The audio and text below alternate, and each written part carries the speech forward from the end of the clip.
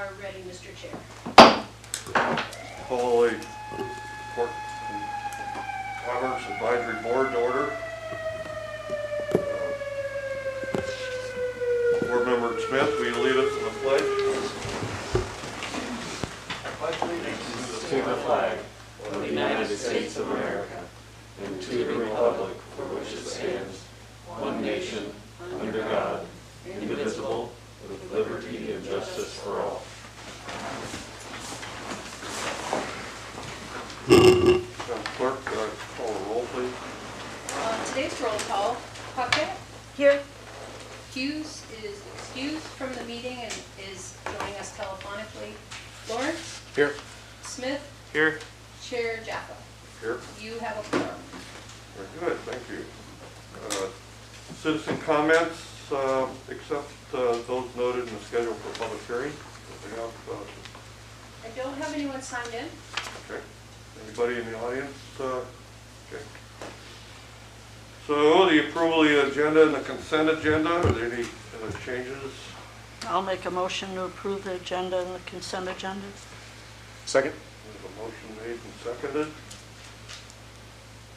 Call the roll, call the vote, please. Voting on today's agenda and consent agenda, Puckett, Yes. Lawrence, Yes. Smith, Yes. Chair Jaffa. Yes. Your agenda and consent agenda are approved, and approved on the consent are the September 1st, 2021 regular meeting minutes. Okay, very good. Nice job with the minutes as well. Thank you. Proclamations and awards, I don't think we have any. We have the Alaska Railroad report by Mayor Terry. Hello, Port and Commerce Advisory Board. You'll find my report on page 3. I did have a couple things to add. That fourth bullet down, I put the wrong bridge on there. We're actually replacing the two bridges at 24.4 and 25.7. So those bridge replacements will happen this winter.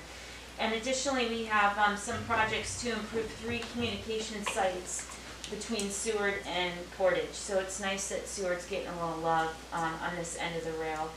I did also want to say that I was approved and I will be attending the Pacific Marine Expo in Seattle. So that's that annual partnership that we have, and I know you're discussing it on your agenda also. Nothing more to add. You know, obviously we still are waiting to get the updates on who our final developer operator will be. We have 99 cruise ships still on the schedule for next year, but you know, that'll just be, you know, we've had that the last few years and then they start to drop off the closer we get. But you know, we had a successful cruise ship season in the Southeast, so I'm looking forward to at least seeing some cruise ships next summer.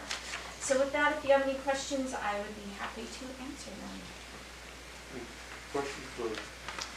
I'd like to ask the bridge replacement, is that going to be supported from the Seward end of the line or Anchorage?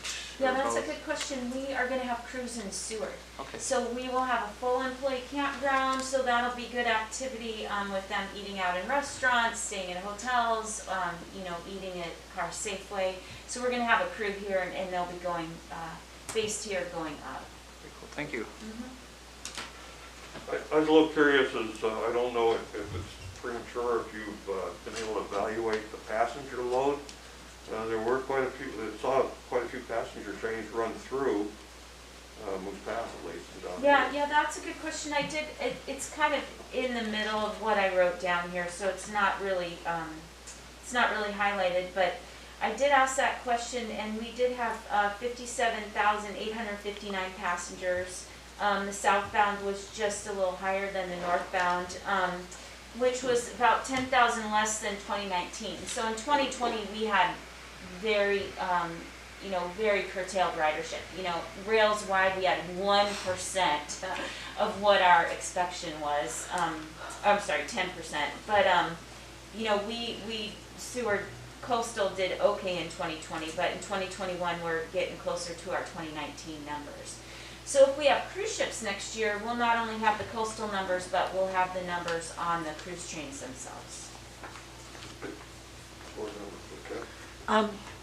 You said that you had a good cruise year in Southeast. Can you expand on that a little? Did they have any outbreaks? Were there any times where, where ships or people had to stay or be quarantined? I mean, there were all those things happening, but to me, that's good, because then what happened is they would have, like, not the community side, but on the ships, if they identified, now they have the protocols down and they've actually run through how they isolate those folks, how they transport them, either dockside or, out of state, so they've run through all those outbreaks. So I'm happy there were some outbreaks, because then they've implemented the plans. I don't know that I don't know from the community side if they have any direct lines to those cruise ships coming in and having outbreaks. I don't have that information, but I did see the ships responding pretty nimbly to, with their COVID plans. Thank you. I apologize, you did have that information It's there. kind of I- hidden in there, sorry Yeah, about no, that. that's okay. I guess really what I was concerned about, and Yeah.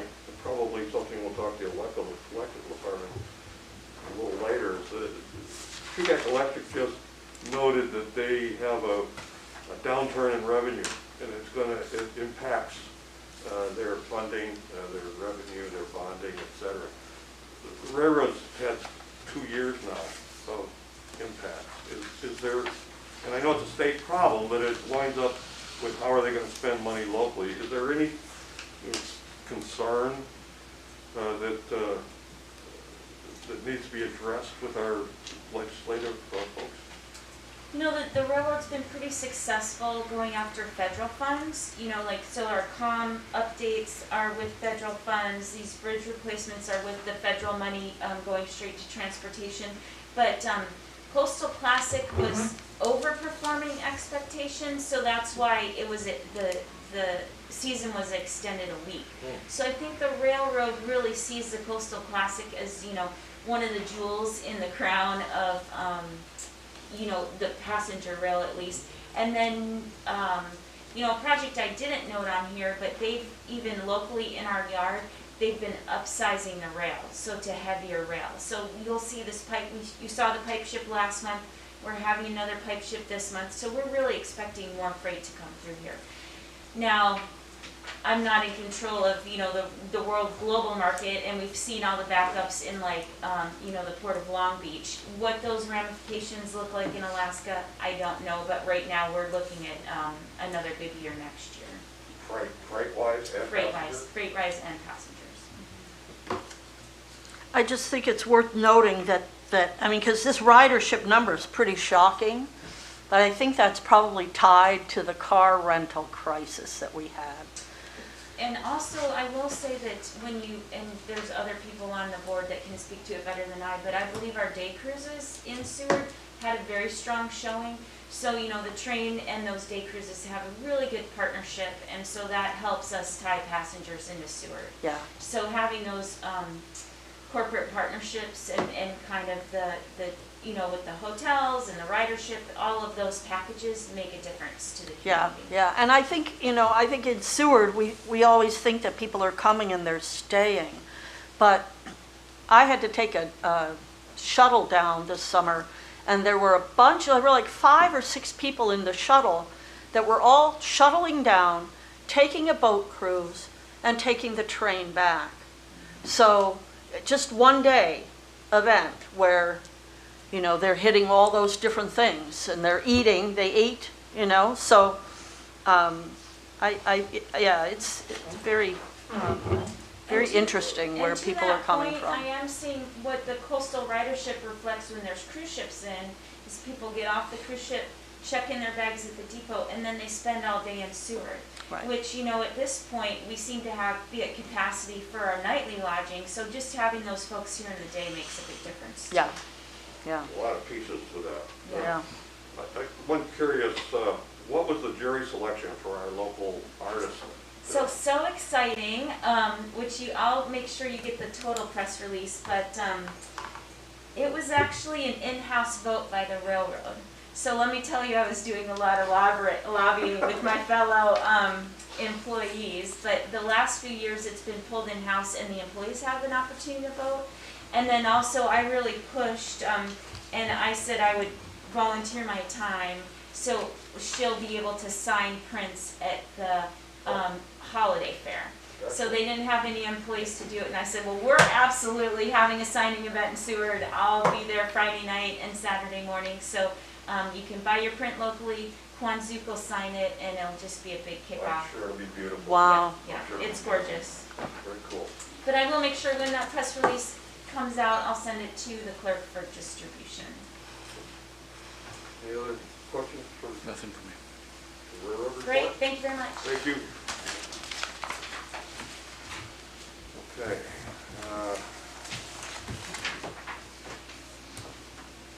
Chamber, Sir Pickland. Good afternoon, everybody. I just want to make a few notes on some things. The SBDC position should be getting posted this week. Stephen and I met with them last week, just kind of finalize everything. So, and they do a pretty widespread posting on that because it is through the University of Alaska Anchorage. And so that's exciting. So they have to keep it posted for at least 2 weeks, but I imagine it will post a little bit longer. But we'll keep you updated on the hiring process there. We're in the middle of right now doing a layout and design work for our marine guide that we'll be taking to Pacific Marine Expo, and then we're also doing kind of a new layout for our backdrop that's updating it. The one that we had, it was just on the harbor side, and it was older. I mean, the one of the floats wasn't even there in the picture, and so we're going to be updating that, and it'll show both harbor side and SMIC pictures as well. No. And that way we're kind of really capturing kind of all the things that Seward has to offer, and so it'll be a great, just some upgrades and improvements for that show. And just talking with Norm about some logistics there, so we're excited about doing that. And then that marine guide will also be available for any of our members to be able to use, because I know like JAG and Catalyst and Seward Heavy, and a lot of those people said that they would really be interested in having that to hand out to potential customers as well, so they can see not just their business, but all of what Seward has to offer. And then right after that, right now ad sales for the visitor guide are going on, and then we'll be, right when the marine guide's done, we'll be pushing over into that. So that's kind of what we're really focusing on right now. So other than that, happy to answer any questions. Are you fully staffed? Yeah. Yeah, we're fully staffed right now.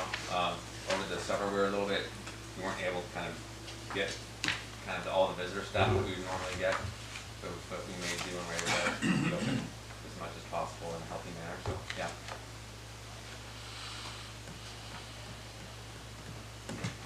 I think you're doing a good job. All right. Any other questions from the board? Board member Hughes? No? Okay, thank you. And when we do get some previews for that marine guide, I'll be sure and push them out to you guys so you guys can see what it looks like. So. Oh, I have one more. Oh, Chamber lunches, can you talk about that? Yep, our first one's going to be on the 14th. That is going to be virtual only because that person was very, they wanted it to be virtual. And so after that, the next one will be back to in person, and we're probably going to, the one after that, it's going to be actually an after 5 event from our membership survey. That was kind of, people were wanting to move more in that direction, so that way they weren't bound by kind of that lunch hour time frame and have more time to mingle. So it'll be kind of at a local venue. And But will it be a meeting, or will it just be a more like? No, there'll be like a presentation there. All right. Yeah, it'll be a presentation, but then also the opportunity to mingle afterwards. It'll be at some kind of local venue. We're going to move that around, and that way people, if they want to like have a beer after work or something like that, they can do that as they're going to these meetings. And so I feel like it'll be actually a lot more productive that way. Thank you. Yeah. any other questions? Okay, thank you, Jason.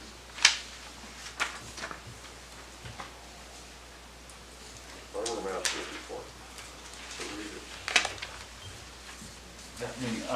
So I just have a couple things to add to my packet report. A couple things changed. So I know it says on down there in the harbor office, fully staffed. Currently are, but Merrick put in her notice. She's going to be, she got her dream job, going to go to Norway and then sail to Antarctica. So yeah, something she's been wanting to do her whole life. She got the chance, so she's gonna go. So we advertising for that position right now. And then on the 11th floor there.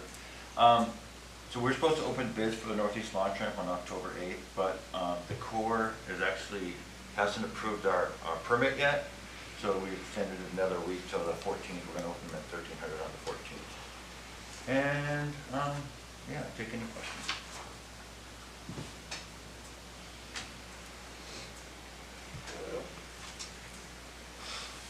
Any questions? Well, More comments like that? it says you opened bids for the Seward Harbor cathodic. Cathodic. Yeah. So how did that turn out?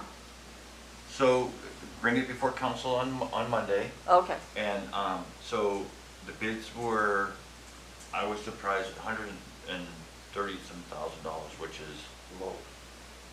what's that? I It's think it's really low. low. Yeah. I was expecting 200,000 to 300,000, and the other bids came in at that price. So this is the thing about putting all the projects together. So this company that proposed, possibly has the winning bid of the council, he's also going to be working on the GK Nelflo project, and he's diving for them. So I think by combining this, and even with the North Lawn Tramp project coming in, depending how the bids go, they're probably going to be the divers for that one. So I'm thinking that's where he's at. That's why he got his bid down low. So Nice. Okay, any other questions? Going into the winter season, looking in pretty good shape. the yard across the bay is getting really full again. We have we're kind of doing a little bit maneuvering in the back there to make more room for some JAG vessels that JAG's gonna be working on some, so we're gonna put some behind their gate in the back corner there, behind here. So yeah, and JAG, they're working on a Mustang right now. They just got approved, can't remember the name of the vessel, a Navy vessel to work on. They won the bid from all along the West Coast. The people bidding on it, they got it. So it's really cool. So they're doing really well. One thing, when I read this, there's a very complimentary letter in here. Somehow or another, I think you should ask the individual if you could use their name and be able to publish this in a broader way. I can ask them. It's just, I just, got into with the attorney about redacting things, so I just thought it should. Oh, for this purpose, it's fine, but if you got their permission, I think you could spread this. Okay. And I would frankly think that this is more the norm. We always hear about the problems. Mhm. We always hear about the problems. We often seldom hear about the good news, so. That's why I like to post the letters. I'm glad you put this in here. It should make your staff and crew appreciate that they're appreciated. Yeah, I would agree with Bruce on this. I think it's a very nice letter. So, thank you, Quartermaster. There are no other reports or announcements. Okay. So we have presentations of U.S. Economic Development Administration, American Rescue Plan programs presented by Brandy Holmdahl. Is that correct? Yeah. Very good. Please present. Hi, nice to see a lot of you again, a few new faces. I am back in Seward after 3 years away. This actually, I forwarded this because of how it came to me. It's not necessarily harbor specific, or it doesn't necessarily have to be. So in one of my side roles, I'm on the board of directors for the National Working Waterfront Network, which I would encourage all of you to check out. They have a website. I did bring one of the things that helped create the network. They have a toolkit for developing working waterfronts. It's a coalition of about 12 different waterfront states, Alabama, California, Maine, Michigan, Oregon, Washington, California. They're all members of the network. And it's sort of a grassroots sort of idea. They do some different stuff through government funding, but a lot of it is sharing information with each other about grant opportunities, about things that are being done in waterfront communities in those states to build capacity for a working waterfront, especially as working waterfronts are more encroached with tourism and other useful activities for the waterfront. It's a really great resource, a great group of people. A lot of it is Sea Grant offices, which is how I got involved. I worked for the University of Washington as their Sea Grant fisheries outreach specialist. And so this came to my email just because I'm on the board. And this specific funding opportunity, like I said, it isn't harbor or waterfront specific, it's community detailed. But the EDA has $3 billion that have been given to them for recovery programs in different communities. And to that end, they have 7 different funding opportunities. One is coal communities specifically, which obviously we don't fit into. There are 6 funding opportunities underneath this umbrella, and there is one specifically directed toward communities that have been impacted through COVID in their tourism, but I think that's an invitation to apply, but you might want to look into it, Jason, because it is opportunities for communities to develop infrastructure if they've been impacted by travel restrictions through COVID and things like that. So that is one. The one that might be interesting to Seward it's called the Good Job Challenge. And that one specifically has 500 of the 3 billion, 500 million is going into that opportunity. It's got a pretty tight deadline of January 22nd, but it's a pretty flexible grant opportunity. It's specifically to develop training and resources for communities that are looking to help their underserved populations, so people with criminal backgrounds, people on public assistance, things like that, to find higher paid work within a community. So the grant is to tie training needs to job opportunities. Having AvTech right here in town, there's already some built-in relationships there that I think could make this grant opportunity go through faster. And I would guess that AvTech and some of the other businesses have already identified possibly even areas.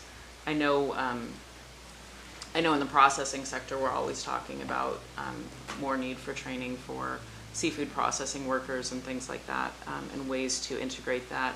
Right now there's, in Alaska, the training for process workers happens in Kodiak as an extension of the university system with the Marine Advisory Program, but there could possibly be some capacity to bring some of that training into Seward in conjunction with stuff that's already happening at AvTech. So that's my marine focus on it, but it also could extend to the community as a whole if there's other training opportunities that could exist within the community. So that's really all I know about it. Like I said, it came across my desk in my role with the National Working Waterfront Network, and I just thought there might be some interest within the Seward community to look at grant funds for training programs within the community, or tourism if Jason sees some need there. And I would also, just for the people who don't know, I'm also here representing Bornstein Seafood, and we just purchased, or in the process of purchasing through a lease, Polar Seafood. And so we're looking at bringing almost year-round processing to that side of the bay, and we've got some expansion ideas. Bornstein is a 100-year-old company that started down in Bellingham. We have 4 facilities up and down the coast, and this is their first foray into Alaska. So you'll be seeing me around in that capacity as well. So that's everything I have. Well, what other questions from the board? Thank you for the presentation. I have one right off the bat, it was your last topic, I'm just curious. I don't know a whole lot about EDA, but it sounds like it's a federal organization. EDA is, yes. And you are an employer, an employee somehow of that, but you also have a day job or a night job? Or? I have a couple of different jobs, actually, but as do a lot of people in Seward. No, I was working, when I was down in Washington, I was working with the University of Washington as their fisheries outreach for the university. And that's how I got on the National Working Waterfronts Board of Directors. And so, so that's how this grant opportunity came to us. It went out to the network from the EDA because we're always looking for grant opportunities to build infrastructure for working waterfronts, preservation, and anything that we can do to help that idea. Well, I have a host of questions, but I'll... Okay. First, I know we live in a world where grants do move a lot of things, grants from private sources, public sources, and I'm not going to get into how good or bad they are or what I personally think about them. In the Working Waterfronts group, sounds like they've had a great success with this. And are they working with community governments? You talked to the chamber, but wouldn't most of these grants be applied by a city or a state? Yeah, these grants specifically, the ones I'm talking about today, the Working Waterfront wouldn't go through. The Working Waterfront works to also pass on information. So all of those states I listed that participate, it's made up from different organizations. Some of them are university staff. Sometimes it's communities that have a working waterfront coalition within their community. An entity like this could be a member. And so it's sort of, the network is an information distribution pipeline, basically. So when a grant opportunity comes in front of us, or if a community does a specific study or they've done research, all of that stuff is disseminated through the group just to help build knowledge and capacity.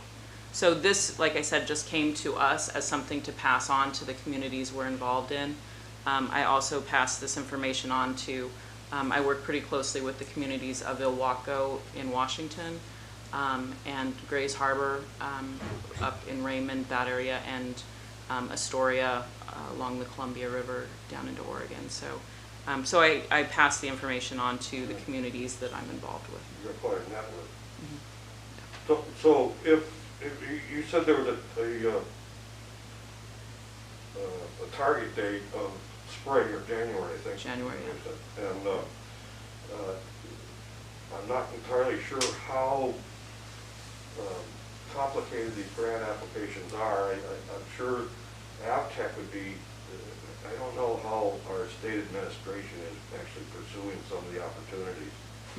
I think our city is probably a lot more active. So is this presentation to PACAF, are you going to make something similar to the council? I wasn't intending to. I just wanted to put this information out to the community, that it's out there. You know, I haven't been in Seward for the last 3 years, so I'm not even sure like who's involved in these kind of activities. I just felt a responsibility to let people know that the opportunity's there. Yeah, I really appreciate you bringing this forward, and it's interesting, you know, later in our conversation today, we're going to be talking about training and job opportunities and, you know, trying to build a better workforce for Seward so we don't have to suffer like we did this summer. And this just seems, the timing of this seems really perfect. I don't quite know how they mesh together, but I feel like they do mesh together in some way. Yeah, I think they do. I think these things always comes down to whoever takes the reins, who drives a team or whatever. I mean, all the opportunities are out there. You know, and we've heard a ton of organizations trying to improve waterfront resources, the Blue Pipeline, other people that talk about it.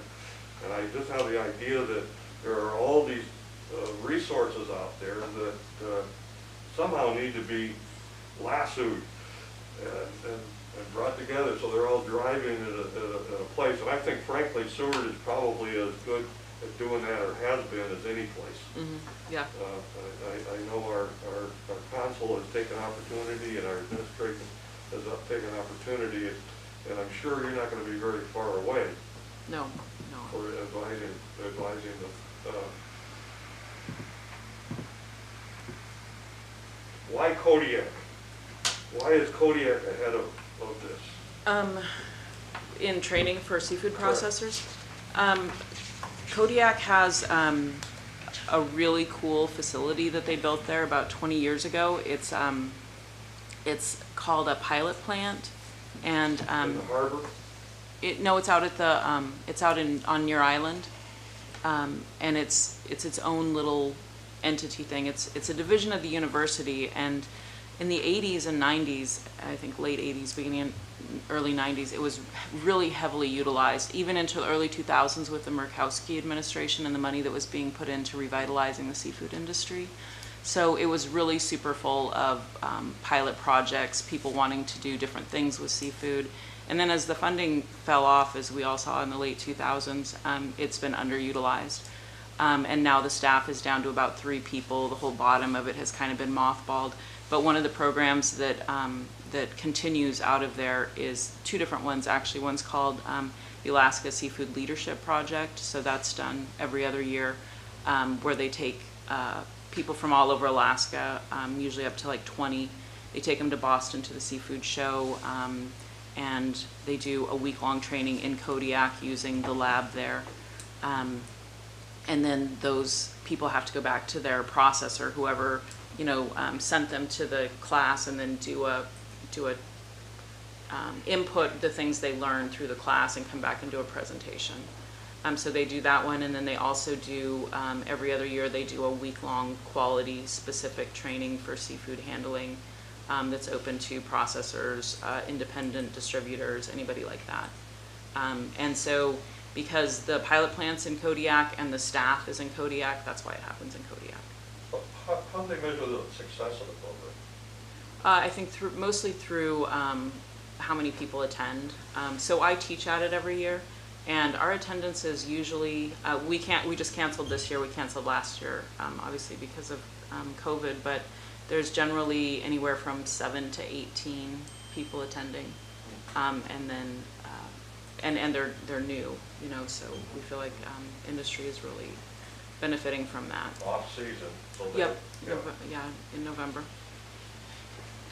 Is it common now for seafood processors to require inoculation for workers? Yes. Not to require, but to heavily suggest. Vaccination? Or what about negative testing? Are they testing as opposed, for those that don't want to get the shots? It's not a requirement, and it's kind of varying state by state. But there haven't been any requirements for vaccines. Vaccines have been made available. I know in our company specifically, we had clinics come into our facility, and we paid their time, so that they could wait in line and get vaccinated if they chose to. And then masking is not required if you're vaccinated, and obviously everybody can mask if they want to, but anybody who hasn't brought in proof of vaccination has to wear a mask or bring in every week a negative test. Okay. That's kind of, I don't know what other companies are doing, that's what we're doing at all of our locations. Yeah, because it's a high-risk job. It is, and we were closed for 2 weeks. Yeah. I think we're just a little off topic, Yep. as long as we are, I'm going to ask one more then. Have you noted any reluctance for people to step forward, or more to the point, that people said, I'm leaving this job because I don't agree with these policies, these COVID policies? No, I think like a lot of places, if we required it, we might see that. But we've had to mask, in the seafood industry, we never stopped working as an essential worker. And so You know, we've been masked since day one in our plants anyways, so, Right. so yeah. No. Very good. Well, any other questions? Well, thank you, Brandy. It's a good news. Welcome back to Seward. Thanks, it's And good to be back. I hope a lot of success with the new fish books. And I think this is definitely something of interest, both the water and pump improvement programs. And can we get a link to that, or can you get the clerk a link to that? I will, and we have our quarterly meeting actually next week on the 12th, and I can give you the information if anybody wants to just sit in and see what a meeting's like. I'll forward you that invite. Very good. Thank you. Thank you, everyone. Thank you, Brandy.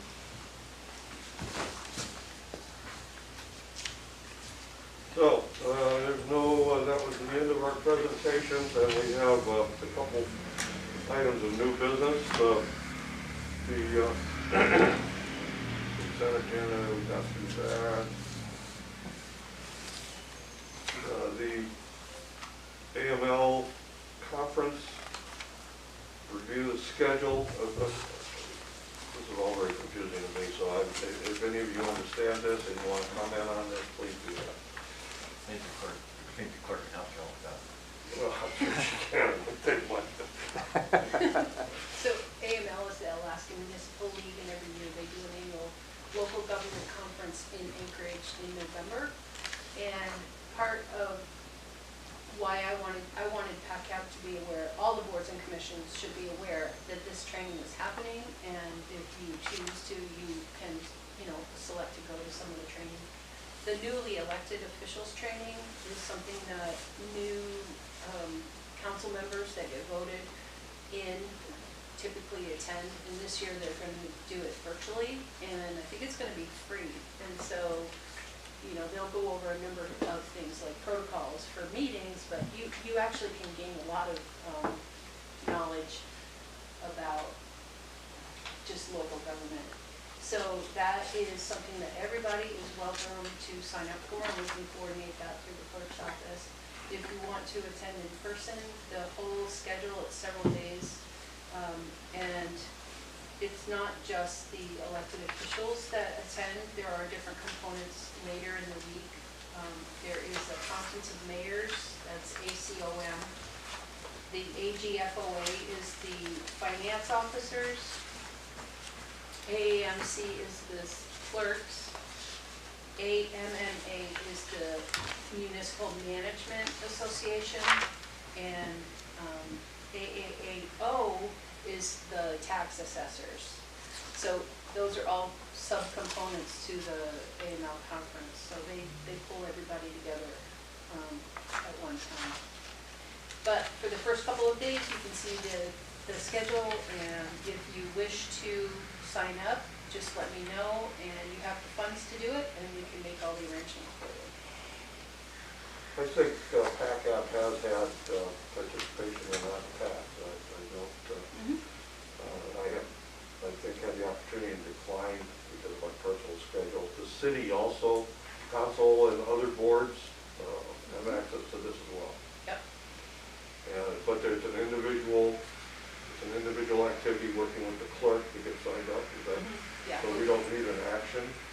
No, I just wanted to put it out in front of you. They haven't released like the figures as the cost and stuff, but I just wanted to put it on your radar so you can start thinking about if you want to participate in any of those activities. Well, the only time I see lunch and breakfast. But I don't think that's going to happen virtually. Okay, so I would encourage any of you that are interested in this to get with the clerk. I think it's valuable. I was just gonna say, part of it too, is definitely gonna affect your November 17th PACAP work session. To let you know that I'm not gonna be here, I'm gonna be down in the Seattle Fish Expo down there, so. Chamber's gonna be down there, Railroad's gonna be down there, so. So maybe on the 17th, you're saying the 17th work session, we should maybe reschedule it? Well, if you have one of you folks go to AML, you're not gonna have Unless you fill these seats. that's why she put it on there. Yeah. I just wanted to bring it to your attention. Thank you. And when you're not here, will Matt be either? You have Matt or Nancy, I guess. I have Yeah. This is probably for Brenda, because I think she's the only one that would know, but on Tuesday, the 16th at 9 a.m., do you know what this means, the DCRA Municipal Refresher Title 29 Jeopardy? Because I know we get referred to Title 29 a lot. Where are we looking? On the AML schedule for Tuesday, the 16th at 9 a.m., one of the concurrent sessions.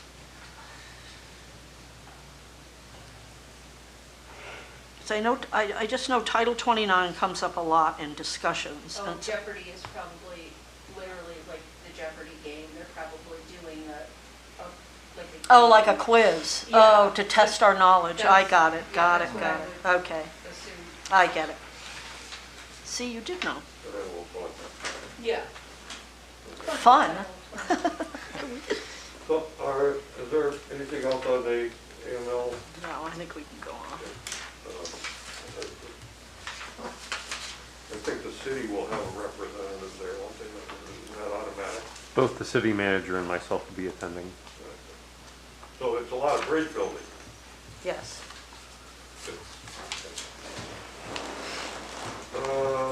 Update on the internet connect policy by the electric utility manager, Rob Montgomery. Thank you, Chair Jaffa. See if you'll take one and pass it around, please. The packet that's being passed around now is the same slides that I used with the City Council on the 27th. So for those of you who attended that meeting, I apologize. You'll be hearing some of this again, but I will keep it brief. I am going to give a brief update on our interconnect program and kind of where we are. In particular, I'm going to talk about what's been done over the past 6 months. When I met with this group early in the year, there was a lot of discussion about needing to move the ball forward with the interconnect program. So in doing that, and in having that conversation, I said we would look to do things like improving communications, trying to improve the overall customer experience, so that we could have a program that encourages for those that are really interested in renewable energy instead of deters them from going into it. With that being said, when we looked at the last 6 months, we immediately started to try to build relationships. I think all of you are familiar with Solar Seward campaign. So we participated in a couple of their community workshops that were done virtually. We also held a number of calls with Renewable Energy Systems out of Anchorage. That's the vendor that was chosen by Solar Seward to come in, so that's who we've been working with directly. We've been able to build some good working relationships with that group. And so we've been able to kind of move the ball forward, and I'll get more into some of the details and where we are a little bit later in the presentation. We also, as I said, worked to improve communications. We wanted to improve the application process. And with all of this being done, we needed to update the language and the calculations in our electric tariff. So if you look at the next slide, you'll see that is a screenshot of our website, the page that we have on the renewable interconnection. We had heard from members of PACAV as well as people in the community that they really liked the content of what Homer Electric was doing with their web information. So we tailored our content after what Homer was doing, and we tried to make it where it's a clear step-by-step process for someone who is interested in an alternative energy source. If you look down at the bottom, you can see there's a link there to the interconnect application. And so if you flip over to the next slide, you will see this application is accessible on our webpage, but it's also, you can come into the office and get one and fill it out as well. If you look at the application that we had previously, before we made this change, it was cumbersome, it was long, it was complex, and it wasn't easy to follow. So our goal, again, was to make this something that was easy for people to do. We did make it a fillable document online so that it is easier for people to go on and do that. Again, I think it's a great improvement over what was there before. The next slide. This is the language that we changed in the electric rates tariff. Before, it really only outlined what was called the alternative power rebate, but if you read it, there were two different calculations, two different ways that a customer could actually benefit financially on their bill. And one is indeed a rebate where you just subtract off the amount of kilowatt hours that are being produced by the alternative source, and then you do the rate calculation to the difference. The alternative power excess credit is those instances when you have a customer who's producing more power in a billing cycle than what they're buying from the city.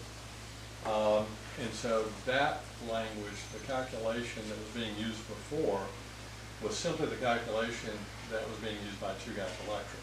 It did not include line losses. So we took that calculation and we updated it as well.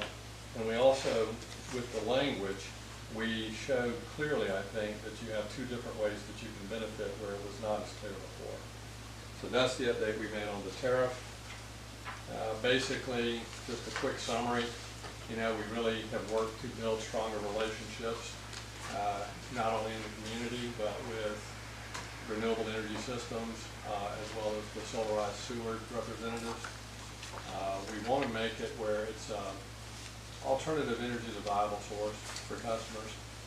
And in saying that, though, the one bit of advice that we give customers is to make a decision for an alternative energy source. It's a pretty significant investment if you're doing solar panels or whatever. So our advice to customers is to make sure you do your homework. Make sure it's the right investment for you. Understand that there are going to be limitations when you're in the winter months if you have solar panels, and that you're not going to be producing as much kWh. So understand your financial commitment, what your return on investment is going to be. What is your ultimate goal? For some people, it doesn't matter.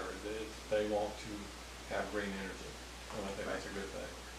So again, we want to make it as easy as possible for those that want green energy or alternative energy.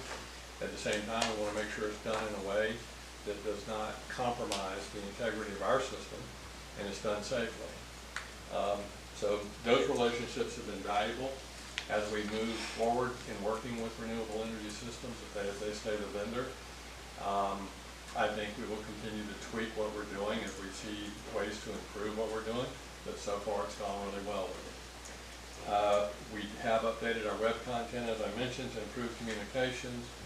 As we get into next year, you'll probably see us doing some information on our social media or on our Facebook page, talking about alternative energy and our process. We've also tried to improve the application to clarify the language. We've updated the tariff, as I mentioned. And the final point on that last slide is the good news is we went into the spring with 3 bidirectional meters on our system. We have added over the course of the season 12, so now we have a total of 15 on our system. I only see that number growing in the future, particularly in the next couple of years. I think we may get a point where we plateau, but I think over the next 2 or 3 years we'll continue to see an increase of the people wanting alternative energy here, solar in this case. And we'll also, as I said, continue to tweak our program, try to change it, make improvements as we identify ways of doing that. So that is my report.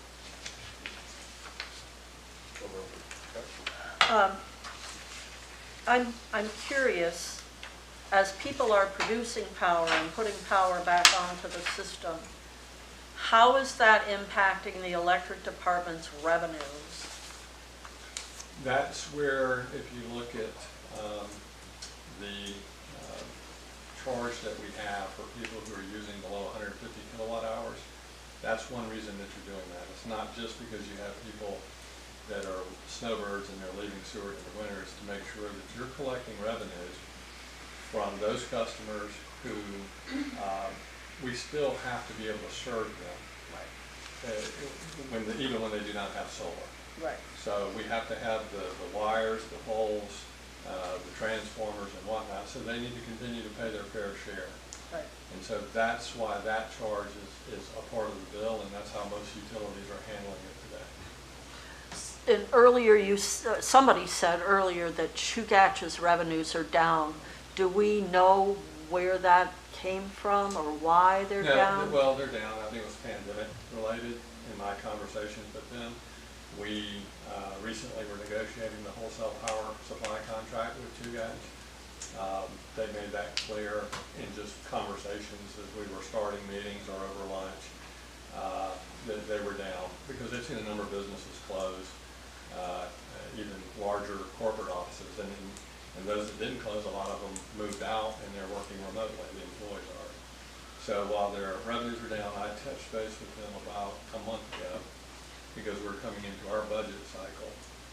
They are not anticipating anything happening on their base rates in the near term. So if they go in for an increase at any point, typically a regulated utility, they do it based on a test year. My conversations with them, the earliest they would do a test year would be 2022, possibly 2023. So they wouldn't be able to do anything with their base rates until they go in and present a test year to the commission. Now, in my conversation and preparing for the budget, they did indicate that they are expecting to see increases on the COPA for us, but for all their customers as well, simply because that's what's happening in the world today. Energy costs are up, and they are expecting to see that affect their generation. So it's not people adding renewable energy to their systems that's causing that. Good. It was pandemic related. Good. Thank you. If I might, it was pandemic coupled with the fact that they purchased a major, they purchased Insulated Power, which was driven by businesses rather than residences. Those businesses had a decline as they pulled back, they turned the lights off, and that's where a big part of that was. However, the other side of this, and what Rob says, is the majority of their power is fossil fuel generated, and that rate is going to go up. And it's astronomical in some places, the cost of fossil fuels today. Good news with Chugach is they have their own natural gas sources. So they're typically getting natural gas purchased at a cost that's lower than your other utilities in Alaska. One reason that made us negotiating the wholesale power contract more attractive with them is they offer lower rates than we could get with any other utility in the state. And that is one of the driving factors for us in Seward, is to make sure that we're doing what's in the best interest of our customers.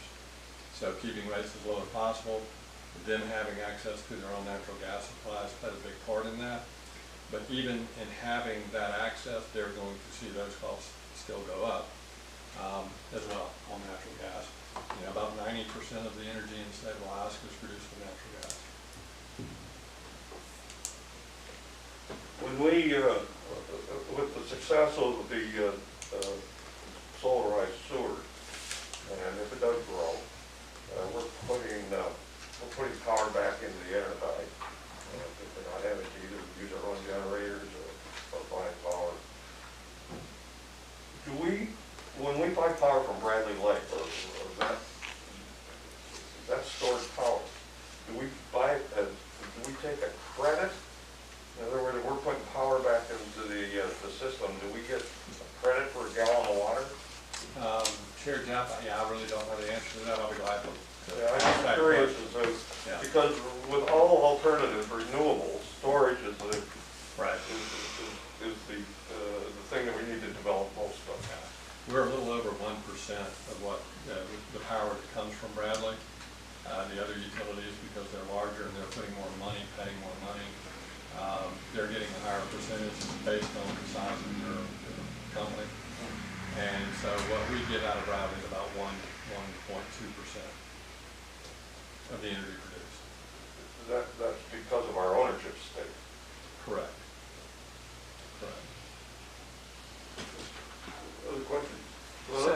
comment? Yeah, please. Hey, yeah, so I just saw, so that's a really great improvement in, over the last couple of years, it's, at one point we had 1 or 2 connected, right? Now, Correct. now Actually 15. going into last fall, we had 2 on the system, and we brought on one in October of 2020.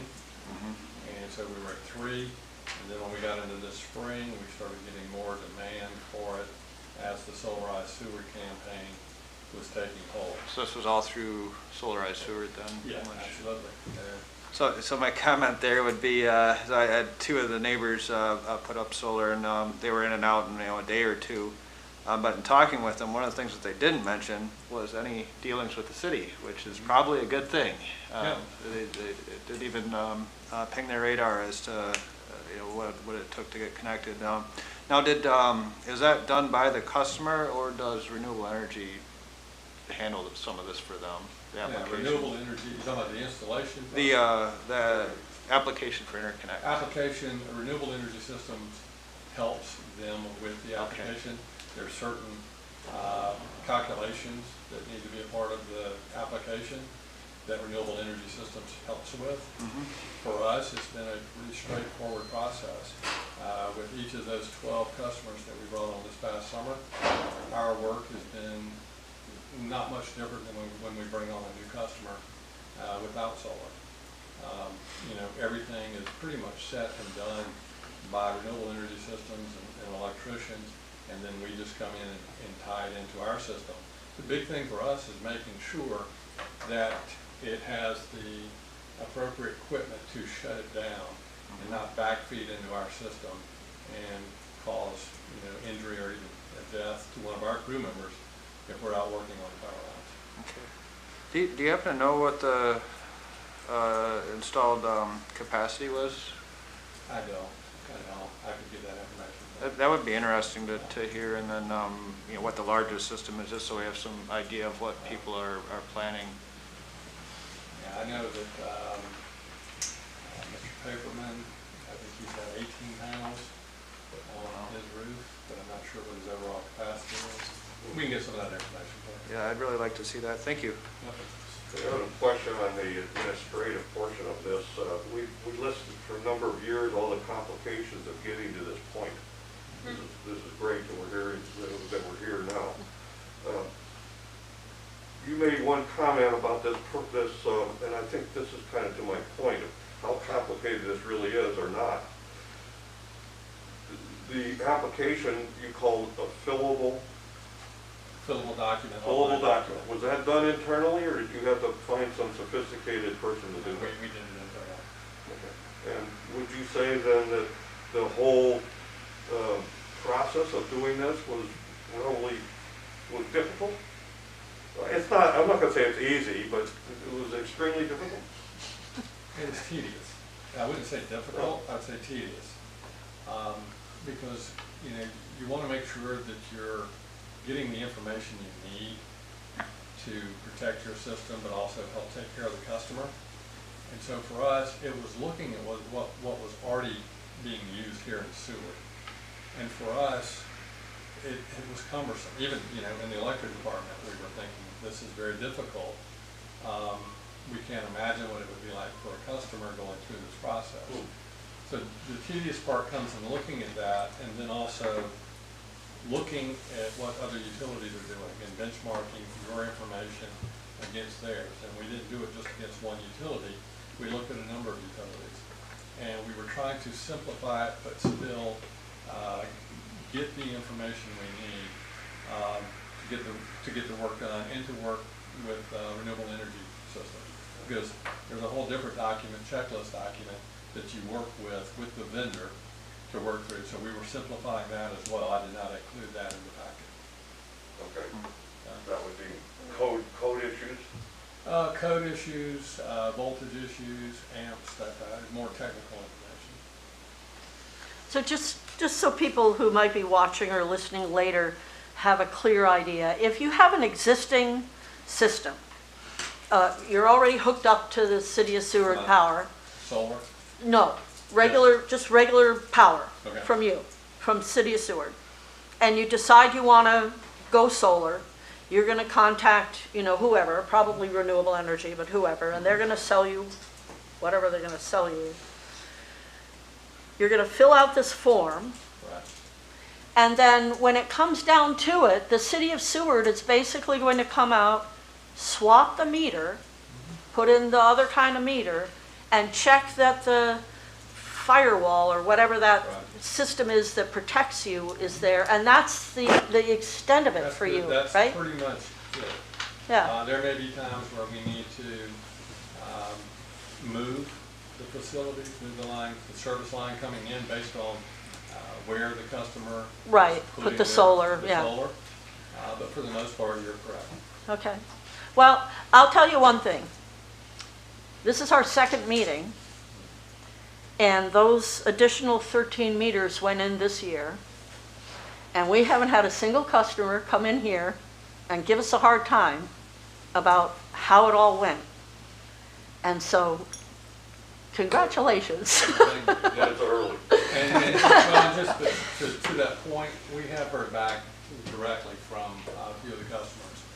And they thought the process was very easy, they thought it was smooth, and they were pleased with how smoothly it went. And we're getting calls to, I would say, 3 or 4 calls a month from people who are still interested in possibly doing solar next year. And, my advice back to them is that it may be perfect for your situation, but just make sure you do your homework and Yeah. that it is right for you. And I go through some of the things I mentioned earlier. Yeah, yeah. Thank you. I'm, Anybody, anything else? Thank you, Rod, it's good news and a good report.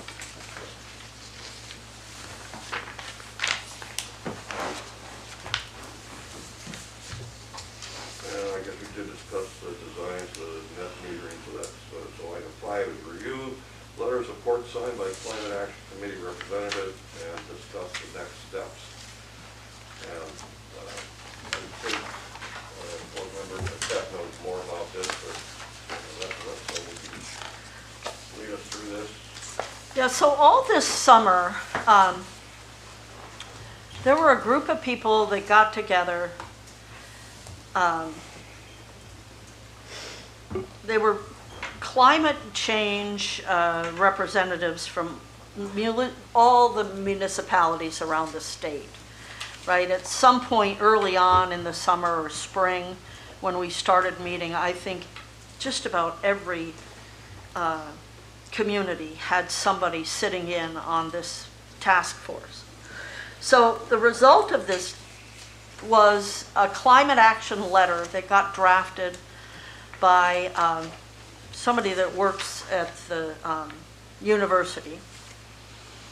And it got sent, you can see here, it got sent to Murkowski and Sullivan and Young and Gina McCarthy and the National Climate Task Force and Secretary Deb Haaland, and also this. So I'm not going to read it. You can read it here. It just basically says that as a group of municipal leaders, that we have a complex history with oil, and that basically we need to transition. We need to address climate change, and we need financial help doing it. So because I was on the climate change committee for PACAB, I signed this. I was very clear that I have no power, I have no position, but it's basically just a lobbying letter. So I don't feel, I'm hoping nobody thinks I did something wrong. And we just didn't have the timing to be able to bring it to council or bring it back to PACAB because I think we were still on recess. So I did sign this. The next step, I'm not sure I know what the next step is in this group. I know that I got a letter from JP that said Alaska had received, I think it was, or maybe Seward had received, I believe it was $40,000 to put towards educating about climate change or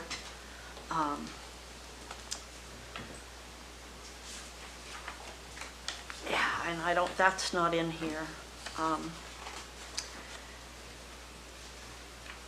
So I think this needed to come before us so you could see what I did. And I think the board needs to decide what we're gonna do with the climate action plan, because the committee's sort of fallen apart. And so I think we need to revisit all of that climate conversation. Excuse me, Boardman Smith, are you okay on time? Yes, I can. Okay, well, we're reviewing this and discussing it. The Climate Action Committee was former Chair Snyder, myself, and Board Member Paquette. We did meet a few times, but not a lot. Right. And I personally haven't had time to do much, but Board Member Paquette has stayed with it, and I think personally some participation in this is good. How involved PACAB's going to be, I'm not sure yet, particularly with a short board, that we should get too far into this, but at least staying, if you have time to stay with this, I would hope that you would stay with it. Okay. If there are others on the board that feel differently, then, I'd be welcome to hear that. But, as long as it's not distracting us from some of the other things that we do need to deal with, I think it may ultimately pay some real dividends. I don't know where $40,000 is, Yeah. you can look at that and I gotta advise get- us, but, yeah. where it would go or what it would do. But, this whole climate thing is so broad. I mentioned before, it's kind of like the blue water thing. There's all these, it's like a hydra. It's important. You can't deny it's important, but how do you coordinate all the action? So Right. at least staying involved with some of them, I would say for now is a good thing. Okay. I don't think it's taking any difficulty for our administration. The clerk is not having to be taxed with too much here. Okay. I'd comment if I could. Yeah, please. So definitely, keeping apprised of the situation in the state and everything is important. In the past meetings, I've kind of felt like we've opened up our scope more than is appropriate for PACAB. And my thoughts on the climate action plan, the Port and Commerce Advisory Board, right? I think identifying those components that we can affect at a local level that directly relate, like energy efficiency, renewables, building efficiencies, education at the local level.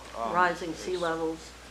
Anything that, so that kind of, putting our, our antennas out and collecting information, processing that at the board level, and then identifying which things that we can actually propose to council or we can advocate for that involve sewer directly would be my thoughts on how we should proceed with this.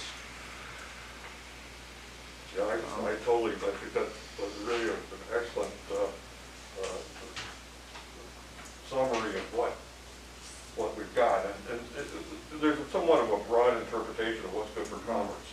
So we do have a mandate to some degree to look afield, but I think as far as time and practicality, I think as Commissioner Smith, Board Member Smith suggests, we pick things out of all these different things, and we're all looking at different areas, and if the climate action group solicits information, brings it to this board, says, here's something concrete.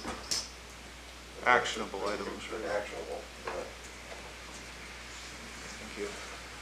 Okay, any other comments on that? No. I appreciate your bringing that to us, and I know it's a little difficult. We've talked about this just a little bit. I encourage you to stay with it. I will stay with it. Okay, item 6 is discuss the formation of tourism and hospitality education platform and schedule its work session. Excuse me, my hearing aids are yakking at me.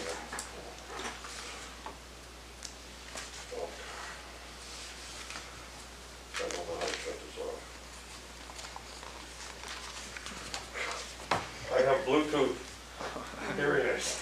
Oh, no. Everything is Bluetooth now. It's really quite annoying. So, would you lead us in this? This is something I think that we do have something to talk about.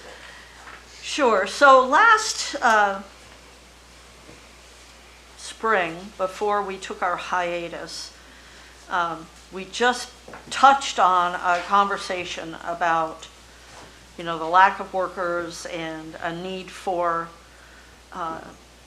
trying to address that, right, in some tangible way.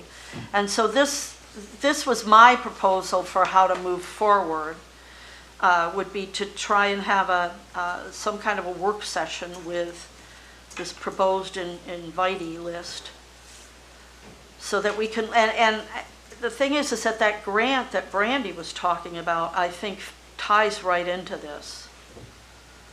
And after Brandy when she did her presentation, it just left me feeling like there's so many different agencies and entities out there that we don't even maybe know about that could tie in with this whole conversation.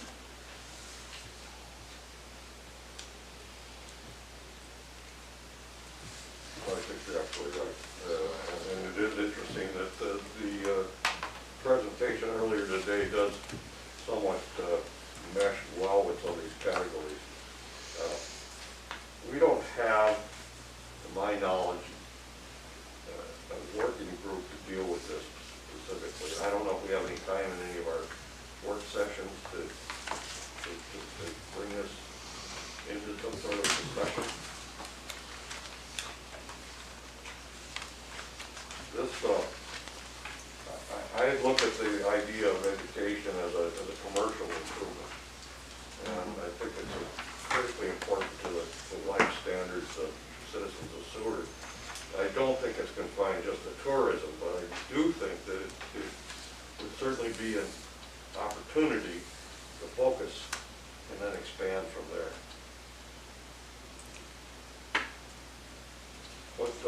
I don't know the history of our work sessions.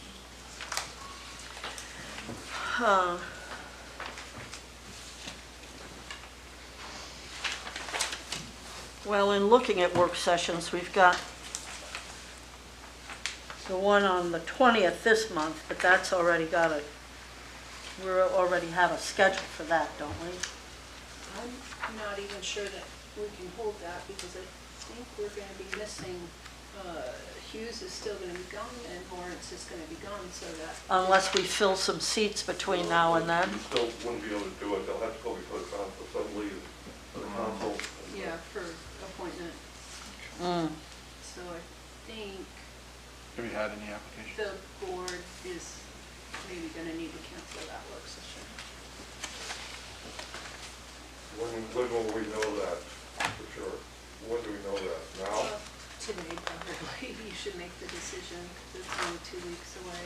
Yeah, I mean, so unless we could rustle up 2 applicants, and they could be approved by council on Monday. The agenda's set for Monday. Oh, the agenda's set for Monday, so they couldn't even do it then. Right. So the next opportunity would be for them we could potentially have a fully seated board on the 25th, potentially. In which case, I think,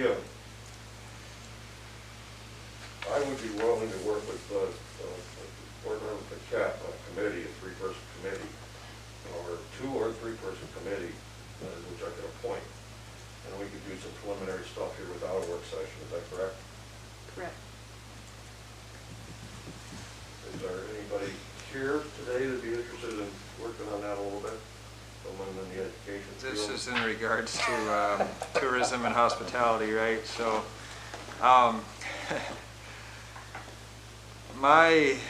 would have a slight reservation in, not necessarily a conflict of interest, but I don't want to speak on behalf of my organization there.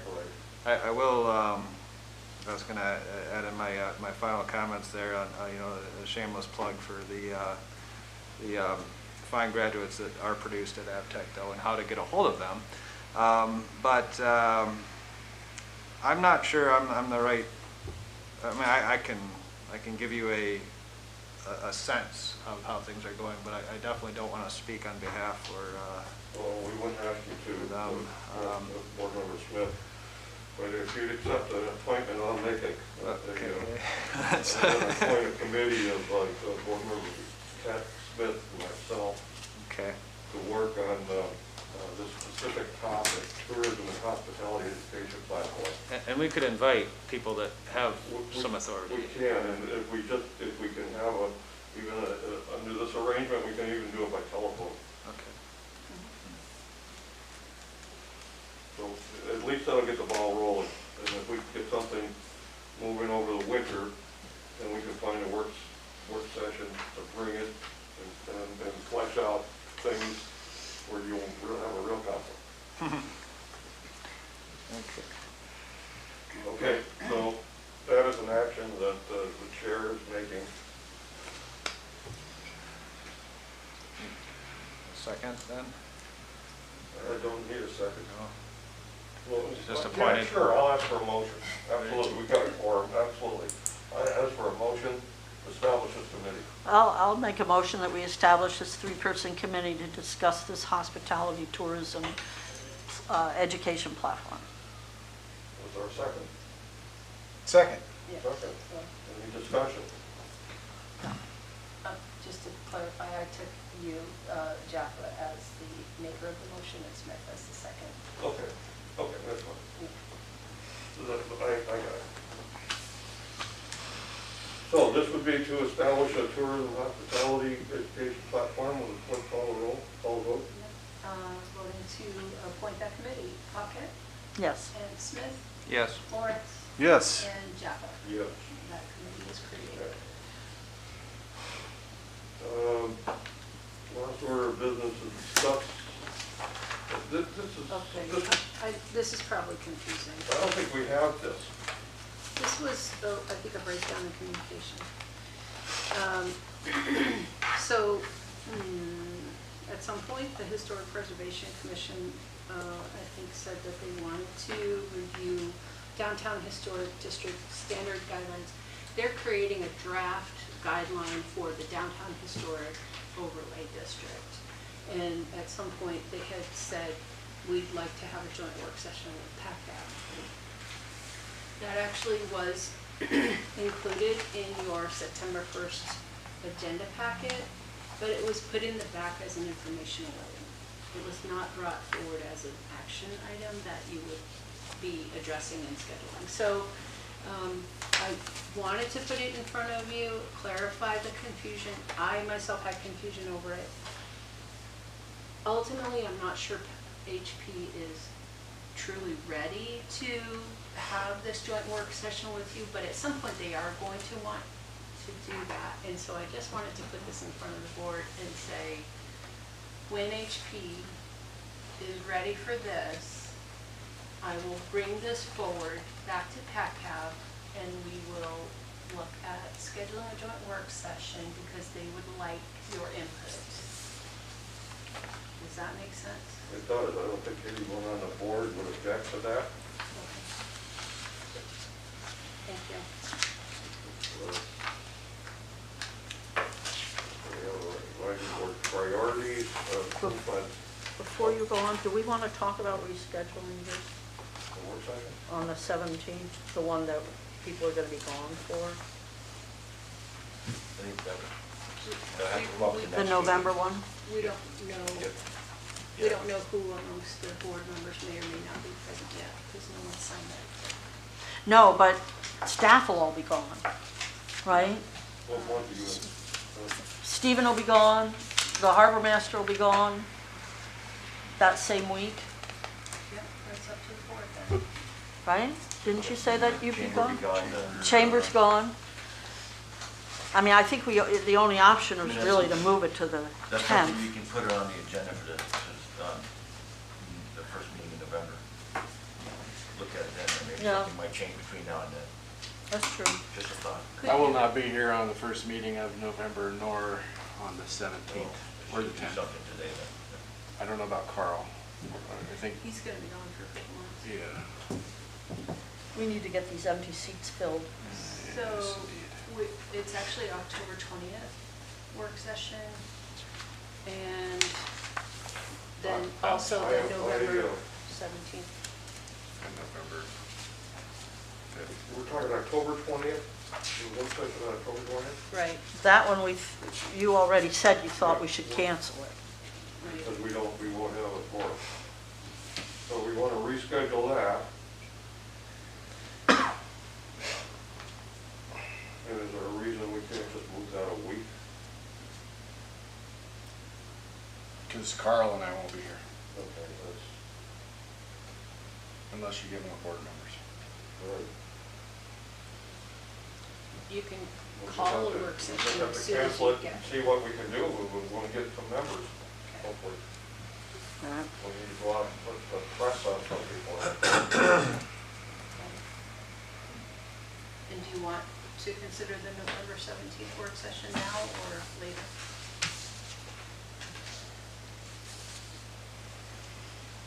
We're going to have a meeting, a regular meeting on the 3rd of November, hopefully. No, I'm not gonna be here.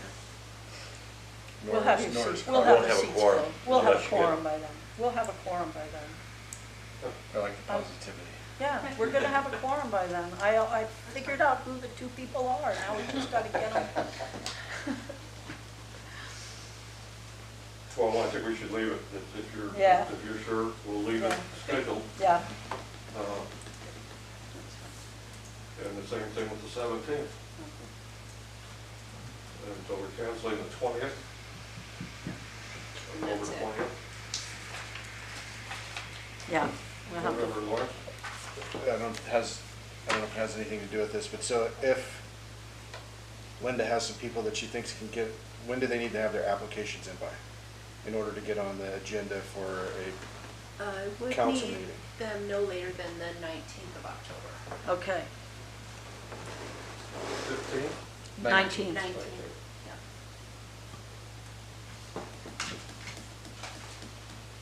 Okay. Okay.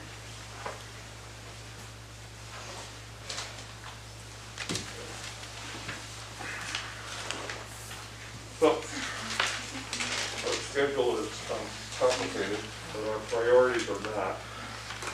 And you have the priorities and the calendar. Pretty interesting amount of priorities, a pretty interesting group of priorities. So if we could actually have our meetings, I think we could get through some of these. Mm-hmm. Indeed.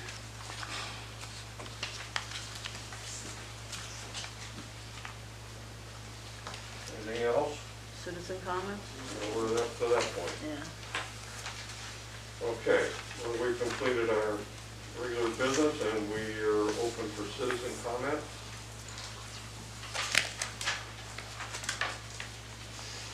Okay. Hearing none, comments from the administration? Yeah, so I went back and looked through my thing, so JAG has got to use the Coast Guard cutter for repairs. So that's the bid that they want, so I just wanted, and then right now across the bay, they actually have the Aurora, it's gonna be going up on the ways now, so. Safeguard? Yeah, she went across yesterday and they were gonna, they brought it in, I think it's getting lifted today or tomorrow, or one of the days, so. And then I know the Tuscamina's on her way over too, she's gonna be here for all winter. They're gonna be working on that, and the Aurora are all gonna be tied over at Smix, Smix is really busy. So, Wow, yeah, that's great. that's all I got, thank you. Board Member Lawrence? Yeah, I'd like to say, I feel like a congratulations to Rob. I was talking to somebody earlier about coming to these PACAP meetings, and I feel like this interconnect policy thing has been on the list since I started, and I don't know how many years I've been here now, but it's been a constant conversation. I think it's great that the city's gotten it together and made it available for people, because it's something the citizens have wanted, and I think also congratulations should go to all the citizens that are out there that did it, and you know, that trudged through and got it done. So I think that's great. And also want to say thank you to Brandy for the presentation. She emailed me originally about this stuff, and I kind of threw her under the bus and got her to come and do this, and I appreciate the information that she brought. So I thank both of you, and I apologize that I can't be here for the next few meetings, but life happens. Alderman Smith? All right, thank you. So, let's see, yeah, that was a very good discussion from Brandy, and I appreciate hearing about the future expansion plans for our processing industries in Seward. That's the second meeting in a row that AvTech's been brought up. So I did want to mention, AvTech is a state part of the Department of Workforce and Labor Development. So we service the entire state. However, there's a lot of our graduates do stay in Seward or are from Seward. And if you're a business that needs somebody, and I'll list the trades here in a moment, but there's a wide variety of different programs that are offered. avtech.edu, you can find the email address for our placement coordinator, and she can get you in touch with potential graduates and give you their graduation dates and when they can be expected. So just a summary there. So we have our, of course, I teach the industrial electricity program, and I've had graduates go to work in processing, seafood processing, in the mines, in the shipyards, in hotels, and building maintenance. Just a very wide variety of fields there. But we also have the plumbing and heating program, refrigeration program, which again, seafood processing is huge. There's the welding, diesel heavy, culinary program, business and office technology program, a wide variety of maritime training programs, and construction technology. And I apologize if I missed any. I don't think I have there though. Graduations in December, graduations in May. Classes have been pretty full, if not at capacity. So definitely encourage people and prospective students too.